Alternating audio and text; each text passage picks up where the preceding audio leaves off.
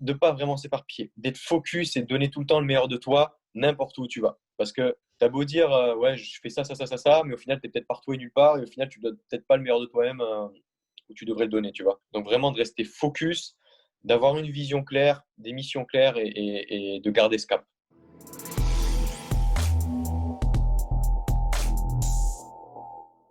Bienvenue sur le podcast Upside Strength, la ressource numéro 1 pour toute chose fitness et performance en Suisse. Aujourd'hui, j'ai la chance d'accueillir Max Altenhoven, préparateur physique, conférencier et entrepreneur basé à Toulouse, en France. Max, merci d'être venu sur le podcast. Un grand plaisir ce matin, merci à toi. Alors, pour ceux qui ne te connaissent pas encore, est-ce que tu peux nous parler un petit peu de toi, de ce que tu fais et de ton parcours professionnel jusqu'ici? Ok, alors, donc je m'appelle Max Altenhoven, comme il a très bien dit, mieux que moi. J'ai 25 ans à ce jour, donc je suis basé à Toulouse en effet. Je suis préparateur physique et j'ai commencé la préparation physique quand j'avais 18 ans, même avant de rentrer en STAPS. Ça fait maintenant 8 ans que j'exerce au sein d'un club professionnel de handball en division 1, mais aussi sur les fédérations de handball et de rugby à 13. Je suis conférencier, j'ai ouvert une entreprise de séminaire en 2016, que j'ai fermé maintenant en 2019 pour laisser place à un plus gros projet. On a fait plus de 20 séminaires en francophonie devant 2000 personnes. Et je suis aussi donc entrepreneur, et c'est ce que je pense on va parler un petit peu dans ce podcast-là, donc on verra tout à l'heure. C'est ça, on va essayer de toucher sur les deux plans, sportifs, mais également entrepreneuriat, coaching, ce que ça veut dire et les challenges qu'il peut y avoir aussi dans ce monde-là. Tout d'abord, pour parler un petit Je peu t'ai du perdu. côté… Hein? Ouais, c'est bon, c'est bon, c'est bon. C'est revenu? C'est OK. Ok. Ouais. Si on peut parler un petit peu de ton parcours dans le coaching, quelles ont été tes plus grosses influences? Influence en termes de mentor, de personnalité, tu veux dire? Ouais, des gens qui ont changé la façon dont tu vois un petit peu les choses dans le coaching et dans la prépa. C'est une très bonne question. J'avais tourné j'avais enregistré un podcast de 5 minutes où je donnais mes 40 plus grandes influences dans la préparation physique. Mhm. Ce que je peux dire, bah, il peut y avoir les gens que j'ai rencontrés en vrai au Canada ou en Australie, mais pour te donner des noms, ça va du modèle anglo-saxon, allez, on va dire, tu as Charles Poliquin, bien sûr, tu as Lisandro Raneda, il y a Mel Sif, il y a Marc Rippetto, il peut y avoir Louis Simons. Et après, côté Est, tu sais, dans l'URSS, on va dire, ou Mhm. les pays scandinaves ou slaves, euh, il y a même Boris Cheiko. Il peut y avoir, j'ai plus trop de noms comme ça, mais je détaillais tout, tu sais, dans le podcast où je donnais tout ça. Mais Mhm. grosso modo, c'est les top coachs, mais qui ne sont pas francophones, qui sont vraiment en modèle anglo-saxon et russe, bulgare, allemand, même Volga, tu vois. Mhm. Donc voilà, tous ces mecs-là, quoi. Est-ce que tu recommandes en général aux coachs qu'ils apprennent l'anglais pour aller justement écouter ce qui se passe un petit peu dans les pays anglophones niveau coaching? Ah ouais, je te rejoins carrément. Pourquoi l'anglais, c'est universel? Sans ça, en prépa physique, bah, tu vas nulle part. Et moi, j'ai vu que tu parlais très bien anglais. Je suis plus sur une de tes vidéos, un post, j'ai vu que tu parlais très bien anglais, même dans les podcasts, hein. Donc ça, c'est une qualité qui est indispensable. Chaque jour, ben, j'ai des gars qui sont suédois, norvégiens, hongrois, serbes. Tu es obligé de parler anglais. Même si mon anglais n'est pas parfait, il s'améliore chaque jour. Parce que j'ai pour vocation, tu sais, d'apprendre 10 nouveaux mots chaque jour. Ouais. Mais je parle couramment, quoi. Mais il y a 4-5 ans de ça, je parlais pas anglais, quoi. Mais c'est indispensable, ouais. Et qu'est-ce qui t'a poussé à apprendre l'anglais justement? De voyager. Enfin, de voyager et la lecture. En fait, si tu veux, j'ai toujours lu depuis que j'ai 15-16 ans. Et ben, quand tu t'attaques à des gros pavés, style ceux de Verkhochansky, par exemple, de Ouais, Zatiorski en anglais, ouais. au début, c'est affreux. Et puis, ben, tu es obligé. Tu as des mots tu surlignes les mots qui reviennent, tu les cherches, tu fais des relations avec les phrases, tu cherches les mots importants et tu sais ce qui va autour. Enfin, tu es obligé d'apprendre comme ça par la lecture et après par les rencontres, les voyages, quoi. Ouais, en plus, c'est souvent un vocabulaire qui est assez spécifique dans le monde de la prépa avec des mots qu'on retrouve pas nécessairement, qu'on n'a pas nécessairement appris à l'école non plus. Ouais, carrément. Puis, tu sais, ça m'est déjà arrivé d'être hyper à l'aise. Tu parles en prépa, en entraînement, en physio, nutrition en anglais. Et dès que tu vas demander, j'en sais rien, moi je dis une connerie, servez-moi 2 kilos de kiwi et 2 kilos de prunes, peut-être tu sais plus rien dire. Tu vois ce que je veux dire? Donc, C'est c'est marrant, c'est ce qui m'est arrivé un petit peu en revenant du Canada parce que, en gros, j'ai commencé à coacher là-bas et j'ai tout appris en ouais, anglais à la base. Et donc, quand je suis revenu en Suisse il y a 1 an et demi, j'avais zéro vocabulaire prépa en français. D'accord. Et encore aujourd'hui, je cherche un petit peu mes mots des fois en français parce que, encore une fois, Et ouais. j'avais tout en anglais. Mais c'est vrai que, comme tu as dit, c'est une histoire de pratique et il faut continuer à essayer chaque jour, à apprendre un petit peu plus. Et c'est en parlant et en s'exprimant qu'on va s'améliorer, quoi qu'il arrive. Ouais, tu as tout dit. Tu as tout dit. Ensuite, si on passe sur tout ce qui est influence côté business, donc tu es un entrepreneur, tu as monté plusieurs entreprises déjà jusqu'à aujourd'hui. Donc, quelles ont été tes plus grosses influences dans ce monde-là? Alors, bah, j'avais un doc, je pourrais même si jamais tu as besoin, je pourrais te l'envoyer. L'entrepreneuriat, bon, déjà, dans la famille, j'ai très peu de personnes salariées. J'ai une famille qui est éclatée, si tu veux. Donc, qui est Mhm, soit en Belgique, parce que je suis mhm, belge de base, ou en France, il n'y a que ma mère. Mon père, tu sais, je ne le vois plus. Donc, mais j'ai toujours eu des gens de ma famille qui sont soit entrepreneurs ou qui ont investi dans la bourse ou dans l'immobilier. Mais j'ai très peu de gens salariés. Donc, j'avais déjà peut-être cette fibre inconsciemment. Et je me suis toujours intéressé à la lecture. Donc, dans les entrepreneurs, tu peux avoir des mecs qui ont créé des choses. Bon, je prends les trucs bateaux, enfin les trucs les plus reconnus comme Henry Ford, Thomas Edison, etc. mhm, Des mecs qui ont innové via Internet. Ça peut être les fondateurs de Facebook, d'Instagram, de WhatsApp, de Alibaba, de Zapatos, de Evernote, de ce que tu veux. Tu sais, tous les créateurs qui ont créé des applications, qui ont fait des business via Internet. Ou alors les gars qui ont travaillé sur le mindset, qui sont des gros conférenciers comme Bob Proctor, Jim Rohn, Tony Robbins, Jack Canfield, enfin voilà, il y en a plein, plein, plein. Brian Tracy, tu vois. mhm. Et tous ces mecs-là, ben, ils font la personne que je veux devenir. Ils font ça chaque jour depuis que j'ai 15-16 ans. J'écoute leur audio, leur truc. Donc, tu vois, je C'est, participe à leur séminaire. ouais, et c'est vrai que l'entrepreneuriat, c'est un sujet qui est assez populaire. Tout le monde veut, enfin, pas tout le monde, mais il y a Ouais. beaucoup de monde qui veut commencer son entreprise, qui veut travailler pour soi-même. Quels sont les aspects de cette vie-là dont on ne parle pas assez, à ton avis? Il y a énormément de choses. Je parle déjà pour sa propre personne. Si on n'est pas prêt, il faut être prêt à faire des sacrifices. J'en ai plein. Tu veux, j'ai des fiches où j'ai 150 piliers de la réussite. Ça passe d'abord par le savoir-être, le savoir-faire et le faire savoir. Mais sur le savoir-être, en fait, c'est d'avoir euh, pleinement conscience d'où on veut aller, d'avoir une vision, des missions, des objectifs clés, euh, d'avoir une éthique de travail, de travailler beaucoup plus que les autres, hein, et soi-même chaque jour, d'avoir une autodiscipline et une discipline qui est forte, qui est aguerrie, de pouvoir faire des sacrifices, d'aller à contre-courant, tu sais, d'être disruptif. Il y a énormément de choses. Je ne vais pas te les citer un par un, tu sais, sinon ça va faire un monologue, mais dans le faire savoir, ben, tu as toutes tes compétences, ton expertise, amener un produit market fit, si tu veux, quand tu proposes un produit ou un service, que déjà, est-ce que les 5 personnes de ton entourage s'en servent? Déjà, est-ce que les 10 personnes autour de toi, ton premier cercle, s'en sert? Est-ce qu'ils parlent de ça? Est-ce qu'il y a vraiment ce product market fit? Est-ce que tu as une USP, c'est une unique selling proposition? Mhm, Est-ce que tu as une valeur ajoutée dans ce que tu as proposé? Est-ce que tu réponds à un besoin, à une douleur actuelle du marché? Est-ce que les gens vont avoir besoin de ce que tu proposes? Est-ce que c'est pas juste de la passion Tu sais, t'en as, tu vois, les artistes, par exemple, ils sont super forts pour faire, mais ils sont très nuls pour faire savoir. Tu sais, tu as souvent des gars qui vont faire des toiles ou des chansons qui sont super forts dans leur domaine, mais ils ont du mal à le faire savoir aux autres, à communiquer dessus, mhm, sans mhm, parler le vendre, hein, tu sais, ne mhm. serait-ce qu'en parler à leur entourage. Et après, tu as le faire savoir, ben, c'est être sa propre marque, sa philosophie, créer sa signature. Euh, euh, ouais, être son propre marketing, si tu veux, tu vois. Donc, bâtir sa crédibilité, sa communauté, enfin, il y a énormément de choses. Mais Et, c'est un monde bâtard, on va dire. et donc, dans ce monde-là, pour toi, quels ont été les éléments les plus difficiles à maîtriser ou quelles sont certaines barrières que tu as rencontrées dont on ne parle pas nécessairement tous les jours sur les réseaux sociaux quand on parle de devenir un entrepreneur et de bosser pour soi-même? Déjà, c'est une très bonne chose. Tu sais que les gens, je pense que c'est une très bonne chose que les gens veuillent travailler pour eux-mêmes. Je pense que ça part d'une prise de conscience de de la majorité de la population. Ça part d'une prise de conscience d'un éveil collectif. Ça, c'est bien. Mais maintenant, il y en a qui pensent que, ils vont pouvoir rester chez eux, tu sais, en pantoufles devant leur ordi et créer des business, des pages de vente et tout. Mais ça peut marcher, hein. Il y a des gars qui font des dropshipping, des ventes de formation, des youtubeurs, bref. Ça, c'est un domaine, mais c'est pas l'entrepreneuriat, tu vois.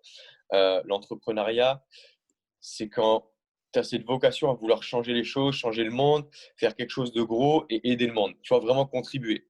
Nos minutes, si je te prends l'exemple de moi-même parce que c'est ce que je peux te parler de mieux, nos minutes, c'est quelque chose qui part de très loin, qu'on veut amener très loin, mais qui est semé d'obstacles, d'embûches et les choses les plus, pour répondre à ta question, les plus difficiles, contraignantes, c'est avec qui tu vas t'entourer, avec qui tu vas parler de ton projet, avec qui tu vas créer ton projet, comment tu vas manager ton équipe, parce qu'au début, c'est des prestataires, hein. Là, j'ai une quinzaine de prestataires qui bossent autour. On est une grosse équipe de gens très compétents, qui sont experts dans leur domaine, où il faut qu'ils soient complémentaires pour manager tout le monde. Et c'est des gens que tu ne vois pas tout le temps, parce que ce n'est pas tes salariés. Donc, le management d'équipe, je dirais, d'être tout le temps enthousiaste, optimiste et d'avoir la foi en ton projet, ça, c'est des choses qu'il faut cultiver. Et la chose la plus importante pour moi, c'est la persévérance. La persévérance. Parce qu'il y a une phrase qui dit tu battras jamais quelqu'un qui abandonne. Enfin, qui abandonne pas, justement. Tu battras jamais quelqu'un qui abandonne pas. Et tu peux faire ce que tu veux. À partir du moment où tu pars d'un point A, tu vas à un point B, tu n'abandonnes pas et que tu es sûr d'y arriver, quoi qu'il arrive, tu es sûr de réussir. Tu vois, et je pense que la qualité de persévérance chez un entrepreneur, c'est vraiment la clé. Je pense que c'est un point très, très important que tu as relevé là, la persévérance. Comment est-ce que tu passes au travers des échecs que tu vas rencontrer au cours du temps et dans tes différents projets? Parce qu'on va tous, quoi qu'il arrive, quand on essaie de faire quelque chose de nouveau, on va toujours rencontrer des problèmes. Comment est-ce que tu passes au-delà de ces problèmes pour ensuite continuer à avancer et pas te laisser, on va dire, enterrer par les choses négatives qui peuvent se passer entre-temps? Très bonne question. Mais déjà, avant de connaître un échec, il faut l'avoir fait, enfin, il faut avoir fait la chose, passer à l'action. Et avant d'être passé à l'action, il faut avoir changé ses fausses croyances ou ses barrières mentales. Et beaucoup de gens ont des superbes idées, mais comme j'avais lu dans un des livres ou dans un audio, il y a plein de gens ont des bonnes idées sous la douche, mais les seuls qui les réalisent, c'est ceux qui sortent de la douche, se sèchent et passent à l'action, tu vois. Et ça, c'est quelque chose de très vrai. À partir du moment où tu as changé tes barrières, tes fausses croyances spirituelles, comme quoi l'échec, ça peut être ton ami, ton allié, que tu as besoin d'échouer pour pouvoir réussir, comme quoi la peur, ça peut être ton allié, qu'il faut avoir peur pour passer à l'action pour réussir. À partir du moment où tu as changé tout ça sur des années, sur des années de pratique, tu vas accepter de passer à l'action massivement et stratégiquement et tu vas accepter l'échec plus facilement, si tu veux. Pour te dire ça, je m'en fiche demain si nos minutes échouent. Imagine demain, on met la clé sous la porte. J'aurais investi 100 000 euros de ma poche, on aura réussi à dégager des subventions, on aura peut-être réussi à s'entourer d'investisseurs, on aura réussi à faire parler du projet à petite échelle. Tu vois, tu apprends plein de choses dans le process, tu apprends vraiment plein de choses. Et c'est que des apprentissages, tu veux que des expériences. Et moi, je vis pour des expériences, vraiment pas pour des choses futiles. Et franchement, la peur et la peur de l'échec, donc la peur de ne pas réussir et la peur de l'échec, c'est ce qui freine la plupart des gens, malheureusement. C'est ce quoi il faut combattre au départ, quoi. Tu peux parler un petit peu plus de nos minutes, tu l'as mentionné déjà 2 fois. Pour ceux qui ne connaissent pas, qu'est-ce que c'est comme projet? Et puis, tu peux y aller un petit peu en profondeur aussi pour bien décrire la chose. Bon, rapidement, parce que j'aimerais bien, tu sais, enfin, toi aussi, je suppose, tu sais, qu'il y ait des interactions entre nous, que je te fasse pas un pavé d'un quart d'heure, là. Non, mais en gros, donc, nos minutes, KNOWMINUT, on a créé ça il y a maintenant bientôt un an et on est la première interface, la première plateforme réseau social professionnel de podcasts sur la préparation physique, la micronutrition et le développement personnel, si tu veux. Et on a créé un site web, un site web pour l'instant qui est en V0, hein, qui est juste là pour les créateurs pouvoir s'inscrire, euh, créer le contenu parce qu'on a mis en ligne un hébergeur et un éditeur audio, héberger le podcaster et ensuite on a l'application qui est sur Android et sur iOS qui est gratuite et limitée où là on peut écouter, commenter, partager. Et si tu veux, c'est un projet, comme je t'ai déjà dit, qui a 10 mois seulement, qui est sur 5 ans avec 2,5 millions d'investissements. Ça va vraiment être très gros si on arrive à l'amener jusque-là. Et notre mission, si tu veux, c'est de pouvoir aider chaque personne, ciblée bien entendu, à développer la meilleure version d'elle-même, son propre jeu, donc JE par le physique, le point de vue physique et le point de vue psychologique, par ces 3 thèmes-là. Donc voilà, on est à ce jour plus de 10 000 membres en 10 mois, sachant qu'on a fait quasiment que du bouche à oreille. On est dans 10 pays présents. On a plus de 500 podcasts dépassés depuis hier, 350 000 écoutes. Donc voilà, donc des mecs comme toi qui amènent leur podcast de l'extérieur, où tu en as déjà 34, je crois. Tu as 34 podcasts, il me semble, avec plus de 34 intervenants. On a des gens qui créent, des gens qui amènent leur interview, des gens qui uploadent. Donc voilà, on se veut vraiment être une communauté spécifique et très qualitative. Qu'est-ce qui t'a poussé à commencer ce projet? Très bonne question. Il y a deux points. Allez, ouais, deux points clés, deux tournants dans ma vie qui ont fait que je suis parti vivre seul avant d'avoir 16 ans, tu vois. Mais pour des raisons sportives, hein, pour le sport. Mhm. Et quand tu commences à vivre seul, au début, ben, tu sais, tu fais comme tout le monde. À 15-16 ans, ben, tu es l'adolescence, tu sors, tu fais des conneries, bon, tu vas pas en cours, bref, tu connais. Hein. Et puis, j'avais soit la prétention, enfin pas la prétention, la possibilité de continuer sur cette mauvaise route, sur ce mauvais chemin, ou Mhm. alors prendre conscience, et ben, quand tu commences à avoir 16, 17, 18 ans, tu prends conscience ben, que ta nutrition est importante, que tu commences à aimer la prépa physique, que tu t'inscris dans une salle de muscu, que le travail physique que tu fais en centre de formation au football ou au rugby ou ailleurs t'intéresse vraiment, que tu commences à éveiller ton esprit, tu vois, ben, c'est ce qui fait que quand je suis arrivé à mes 20, 21 ans, ben, j'avais ces trois piliers de vie, prépa physique, entraînement, nutrition et dev perso leadership. C'était pleinement moi. Et je me suis dit, ben, comment faire profiter un maximum de monde, tu vois, ben, de mes voyages, mes livres, de mes expériences, mes compétences, de tout ce que j'emmagasinais. Et petit à petit, l'idée a mûri. J'en suis venu à créer nos minutes d'abord séminaire. Ensuite, nos minutes, la vente de la vente de livres par affiliation. Et ensuite, nos minutes, il y a plus d'un an et demi, ça, 2 ans bientôt que ça a mûri dans ma tête. Nos minutes podcast. Et ça va vraiment être ça. J'ai fermé les deux autres entreprises. Et ça va être ça le gros de nos minutes, ça va être vraiment ça, quoi. Donc, Ton, voilà. ton but à terme avec nos minutes, c'est quoi? D'être vraiment la première plateforme, le premier réseau social professionnel en francophonie et dans le monde sur ces trois thèmes-là, avec des intervenants athlètes olympiques, préparateurs physiques olympiques, nutritionnistes, auteurs, d'avoir vraiment le gros bouquet d'ici 5 ans là-dessus, d'être 300 000 utilisateurs, d'être dans plus de 30 pays, qu'on soit la première interface également de coaching, de formation. Là, je te fais l'exclusivité. Hein. Bientôt, on pourra, chaque coach, des gars comme toi qui sont en prépa physique, pourront vendre leur formation, leur billetterie, enfin, leur billet de séminaire, leur coaching en ligne. Il y aura aussi donc le podcast où on montera un comité rédactionnel et d'expertise où peut-être des mecs comme toi feront partie pour pouvoir promouvoir les podcasts avec des studios de podcast, des studios de radio partout pour pouvoir enregistrer. Donc, quelque chose vraiment de très grand. Et bien sûr, il y aura la monétisation des podcasteurs qu'on va faire rentrer bientôt. Voilà. Je t'en dis un petit peu, mais voilà comment ça va avancer. En tout cas, c'est un super projet que je soutiens pleinement. Et donc, pour ceux qui ne Super. connaissent pas encore, je mettrai définitivement les liens dans la description du podcast. Pour passer un petit peu au côté sportif de ce que tu fais, donc tu fais Ouais, notamment de la prépa physique dans le handball actuellement, si c'est juste. c'est Et ça. Handball. Si tu dis handball, tu vois. Handball, vu que c'est allemand, t'inquiète. Handball, vu que c'est allemand. handball, Si tu c'est dis moi, c'est handball, moi. ouais, tu vas te faire tuer. Ah, alors, je ne vais pas le dire comme ça, handball. T'inquiète. Est-ce que tu peux nous parler un petit peu de la nature du sport pour ceux qui ne connaissent pas nécessairement? Enfin, on l'a certainement tous fait à l'école, en France, en Suisse. C'est un sport qui est assez populaire, mais vraiment pour aller un petit peu plus dans le détail au niveau prépa, est-ce que tu peux parler de la nature du sport et ensuite comment toi, tu structures ta prépa autour de ce sport? Ouais. Alors, pour entrer prépa physique, quand j'ai toujours voulu faire la prépa physique, je parle de là parce que ça va amener à ce fil conducteur. Mhm. J'ai toujours souhaité être prépa physique, soit en NFL, rugby 13 ou même altéro ou foot US, enfin, tu vois, ou rugby à 13. Mais j'ai découvert, quand je suis arrivé dans le hand à 20 ans, je ne connaissais pas du tout. Et en fait, je remarque vraiment que en termes on va dire, énergétique ou en termes de facteurs structuraux, nerveux, mécaniques, ce que tu veux. Le handball, c'est vraiment hyper complet. Et au final, c'est vraiment un sport où je m'y retrouve, où des gars, enfin, où tu as des rugbymen qui sont fans de hand, des mecs qui jouent au foot US qui adorent le hand, qui adorent des mecs du rugby à 13 qui adorent le hand. Pourquoi? Parce que c'est un sport qui est hyper complet. C'est d'ailleurs le premier sport où tu as la plus grande dépense énergétique, où tu as, les mecs qui ont la plus grande VMI et VMA. Mhm. C'est là où tu as, si tu veux, un archétype complet de l'athlète type. Mhm. Bien sûr, hein, avec avec le foot US et le rugby à 13, par exemple, ou le rugby à 15.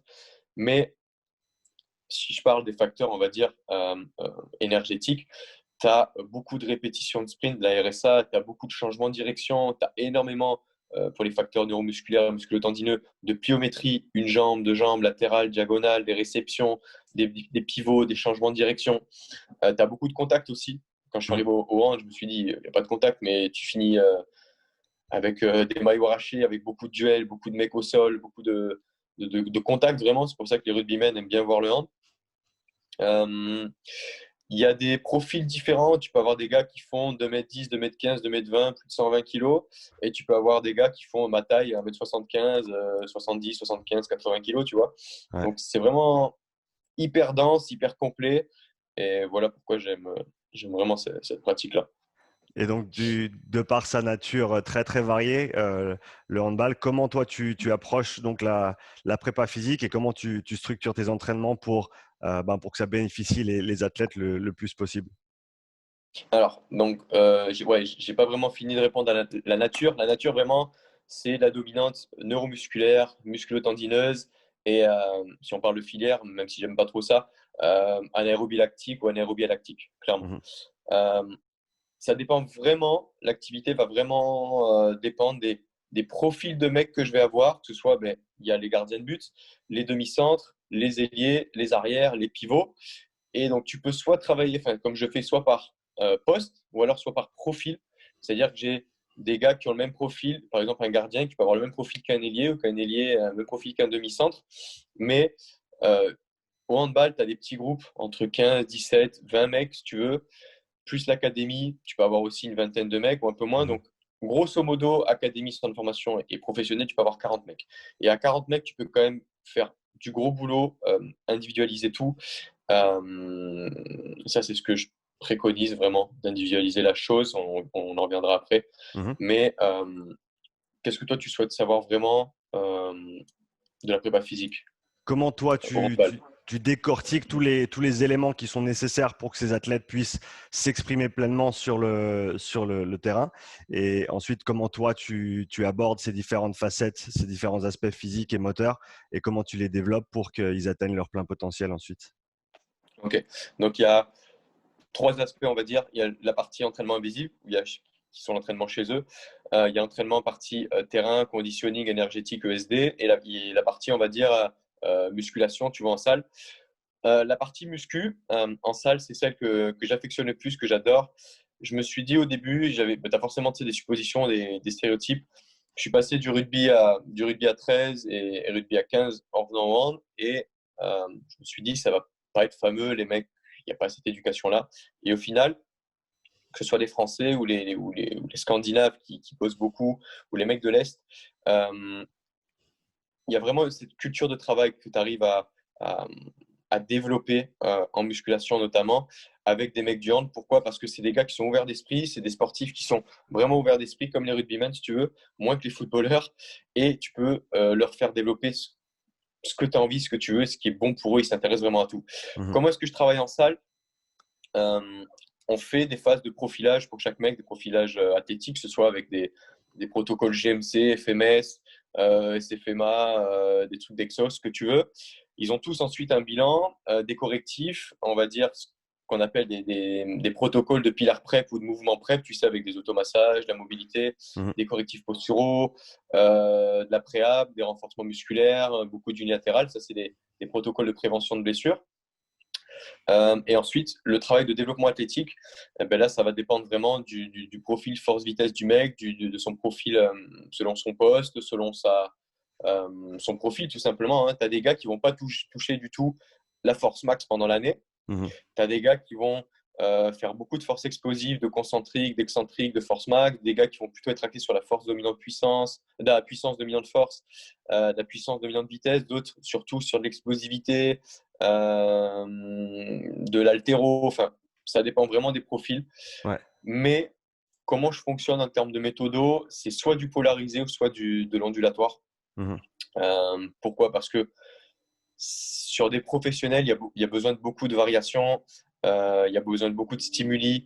Le fait de faire des méthodes ondulatoires, tu touches dans la même séance, dans le même cycle, à la fois la puissance dominante force, à la fois la force maximale, à la fois la force relative si tu travailles avec les ratios.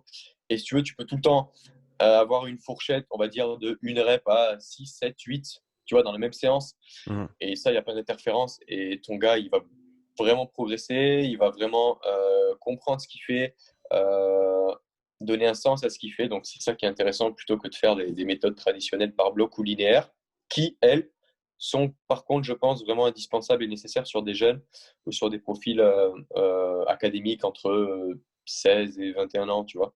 Mhm. Pour Donc, revenir voilà, sur en un, gros. pour revenir sur un point que tu as mentionné, le profil force-vitesse. Pour ceux qui ne connaissent pas, est-ce que tu peux déjà expliquer brièvement ce que c'est? Et deuxième question pour moi, ce sera, est-ce que tu utilises autant le profil force-vitesse saut que sprint ou uniquement un des deux?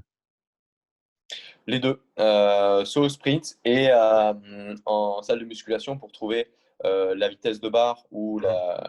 les watts optimaux développés, si tu veux. En Mhm. gros, ta profil sport vitesse va être à Pierre Samodino et Jean-Baptiste Morin qui sont vraiment calés là-dessus en France. Mhm. Hein. Après, Mhm. tu as. Merde, j'ai oublié l'Australien. Putain, je suis con. Je peux pas t'aider. Comment est-ce qu'il s'appelle? Je peux pas t'aider. Si, ça va me revenir tout à l'heure, ça va me revenir. Ok, En plus, j'ai fait plusieurs séminaires à lui. ok. C'est pas grave. Enfin bref, profil sur vitesse, c'est trouver le ratio, le rapport optimal entre ta dominante de force et ta dominante de vitesse pour Ouais. créer le momentum, la courbe optimale ou le point de rupture raw de puissance développée. En Ouais. gros, est-ce que tu as une dominante plutôt entre 1 et 4 reps, entre 1 et 5 reps, ou plutôt entre 4 et 6, entre 5 et 8, sur des vitesses de barre données ou sur des watts développés? Tu vois, les pivots, par Mhm. exemple, les gros gabarits, les arrières, je vais plutôt bosser en watts avec eux, et les arrières et les ailiers, plutôt bosser en mètres par seconde avec eux. De même que pour des sauts, je vais plutôt regarder sur les gros gabarits euh, le, la force développée au sol, tu vois, durant le temps de contact, la Mhm. force développée en Newton. Mhm. Et par exemple, sur les ailiers, les gardiens de but ou les plus petites gabarits, le temps de contact au sol et la puissance développée durant le temps d'envol. Tu Mhm. vois, c'est des trucs comme ça. Ça varie.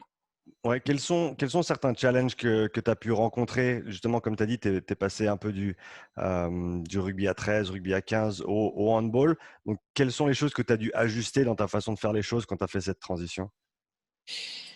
Euh, En termes techniques, tu parles ou de ma propre personne?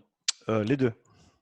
Euh, En termes techniques, c'est-à-dire en prépa physique pure, en Mhm. compétence, que ce soit terrain, muscu, pas forcément de changement, mais je veux dire que les méthodes que je faisais, ou enfin les méthodes, les principes, les paramètres que j'appliquais il y a un an, il y a 6 mois, 1 an, 2 ans, 3 ans, si je les relis aujourd'hui, je me dis putain, c'était pourri, tu vois. Mais il y a pas, enfin, ça a surtout agi en sorte de transition. Il n'y a pas vraiment eu de, de changements radicaux. C'est surtout une culture qui est similaire, je trouve, dans les états d'esprit, dans l'entraînement. Mais par contre, c'est tester de nouvelles choses, tester de nouvelles méthodes, de nouveaux matériaux, de nouveaux suivis. En fait, c'est tout le temps de la progression, que ce soit avec tes suivis Excel, avec les applications XPS qu'on utilise, ou un moment catapulte, ou tu vois, ça varie vraiment pleinement.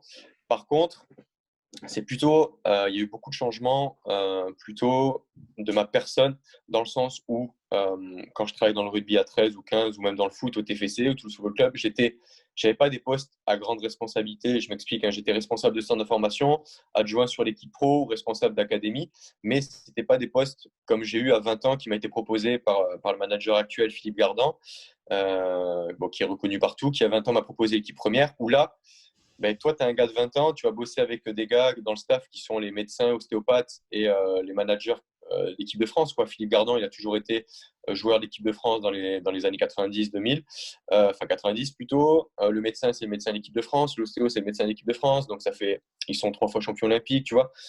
Tu arrives, tu te fais petit, mais ils te connaissent, ils savent que tu es compétent. Mais après, c'est ma personne.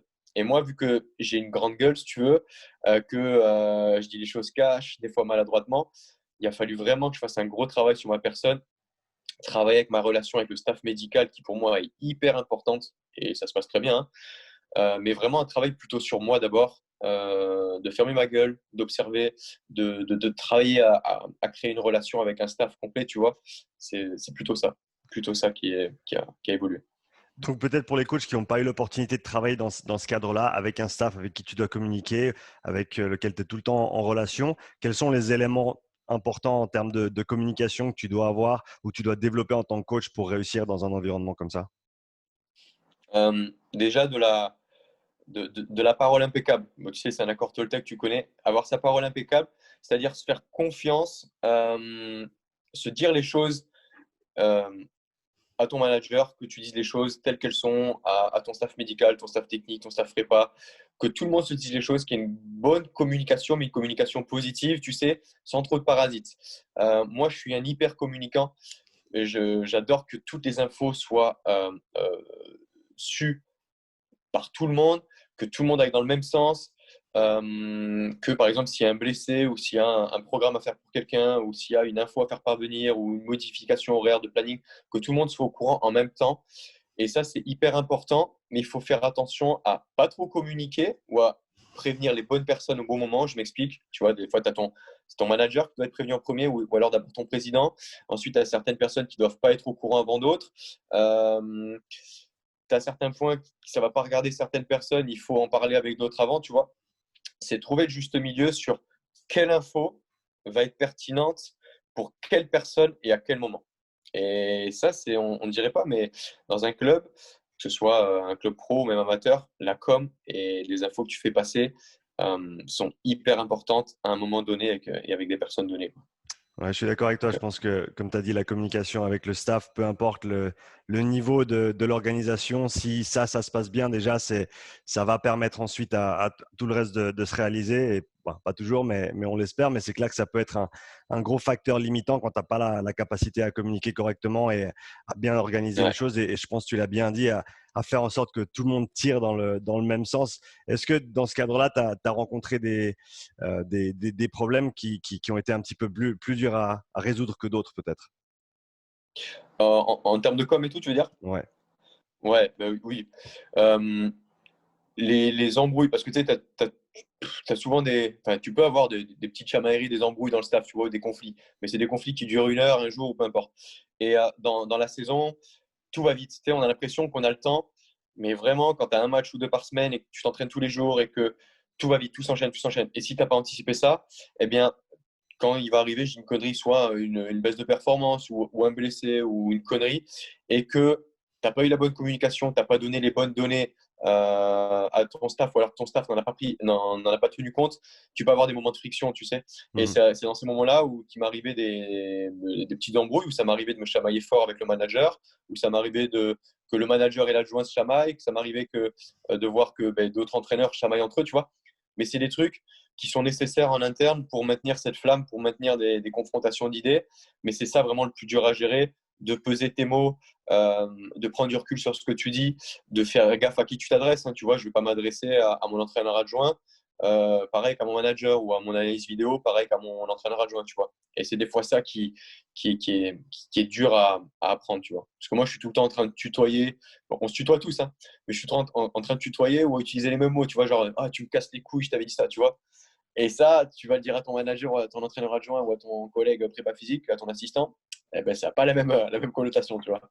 Et donc, il faut faire attention vraiment à comment communiquer, c'est ça le truc. Ouais, je pense que Il c'est y a tout des. ça et après, tu as l'entente dans le staff, quoi. Mais on y viendra après. Ouais, et je pense que c'est tous des bons conseils pour les coachs qui ont peut-être pas encore eu l'opportunité de travailler dans des cadres comme ça où il y a plusieurs personnes avec qui discuter. On n'a pas carte blanche, on n'est pas tout seul dans le bateau. Il faut faire en sorte que Ouais. tout le monde aille dans le même sens. Ben, tu vois, je te coupe là-dessus, mais tout à l'heure, on en parlait, soit dans le business, dans l'entreprise, parce qu'un club, c'est l'entreprise, hein, Ouais. donc il fonctionne différemment, mais avec une hiérarchie plutôt horizontale. Tu sais, horizontale, c'est comme une ruche. Tu sais, on est en open space, tout le monde confronte ses idées. Il n'y a pas vraiment de hiérarchie comme dans les entreprises, comme dans Mhm. certaines entreprises.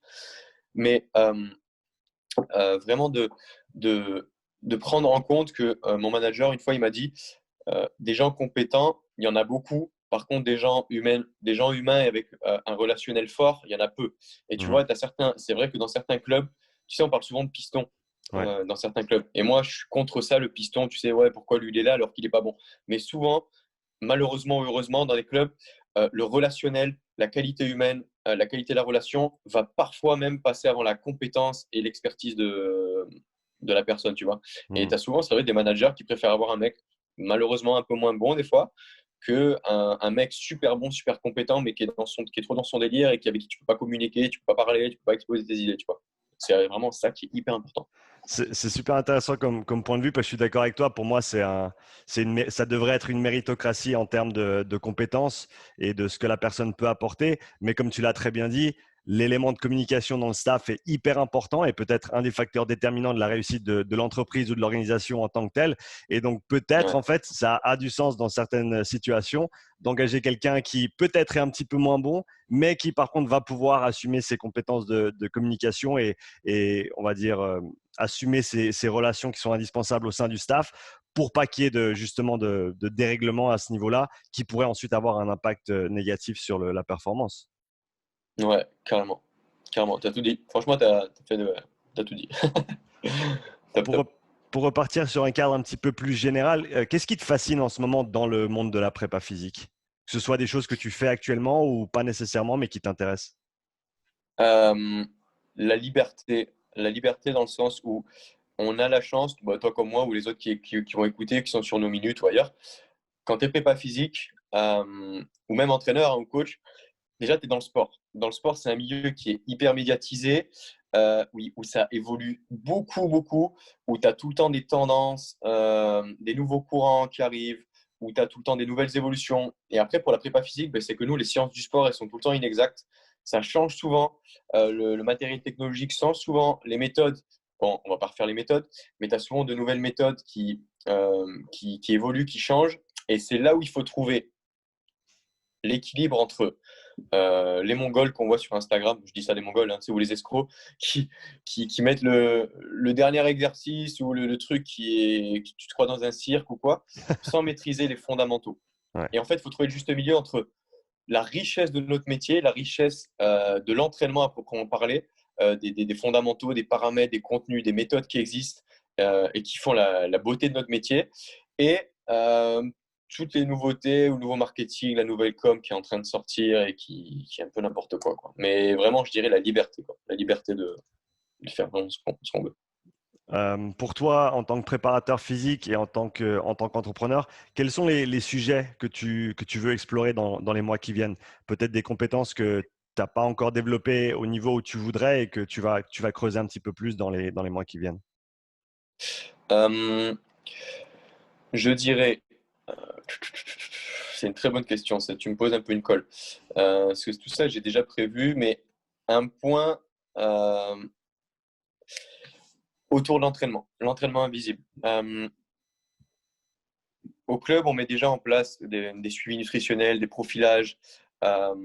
Mais ce que j'aimerais bien pouvoir mettre en place, je dis une connerie, c'est dans l'entreprise même, créer un environnement propice à ce que l'athlète y passe plus de temps. Et par exemple, je dis une bêtise, mettre une bibliothèque à disposition des joueurs, tu vois, mettre une bibliothèque avec des autobiographies, des biographies de sportifs ou de personnes connues. Ça, c'est un objectif. C'est de travailler encore plus sur l'individu par amener la méditation. Tu vois, il y a 2 ans, même il y a un an, avait mis en place, enfin, j'avais mis en place des, des créneaux de méditation, de travail sur la sophrologie, de respiration, de pleine conscience. Ça avait vraiment pas mal marché. Au début, les Français sont un peu réticents, mais les étrangers avaient adhéré au début. Puis, je l'ai abandonné au milieu de l'année dernière. Cette année, je ne l'ai pas encore mis en place. Mais l'aspect vraiment mindset, culture, éducation, philosophie, entraînement, tout ce qui touche à l'entraînement invisible autour du club, sans parler de nutrition et de récupération, mais tout ce qui touche vraiment au spiritisme et à la psychologie, ça m'intéresse vraiment, vraiment de mettre ça en place. J'essaie de m'entourer des bonnes personnes et de voir quoi faire. Quels sont certains avis ou certaines croyances que tu avais quand tu as commencé à coacher en prépa physique qui ont changé au fil de ta carrière? Euh, Très bonne question encore. J'ai rarement eu de... J'ai très peu de croyances en fait. Si tu veux, je suis pas un gars Enfin, pour moi, il n'y a pas de limite tant que je passe à l'action. En fait, je préfère d'abord agir puis ensuite rectifier ou tirer puis après viser. Si tu veux, je suis un peu comme ça. J'ai très peu de croyances ou de barrières. Je pourrais pas trop t'en sortir comme ça parce qu'il n'y a pas de limite. Tu vois, les gens pensent en général que il n'y a pas beaucoup de travail. Quand tu es prépa physique, c'est un travail de l'ombre, hein, comme médecin ou comme analyse vidéo ou data scientist. Si tu fais pas 70 heures par semaine, il y a un problème, tu vois. Dans le coaching, c'est pareil. Je dirais, non, il n'y a pas vraiment de barrière, non, pas vraiment de barrière. Non, pas vraiment de trucs qui ont évolué. J'ai pas vraiment de surprise sur ça. Je sais que c'est du travail dur, c'est de l'éthique, c'est de la discipline, c'est de l'ouverture d'esprit.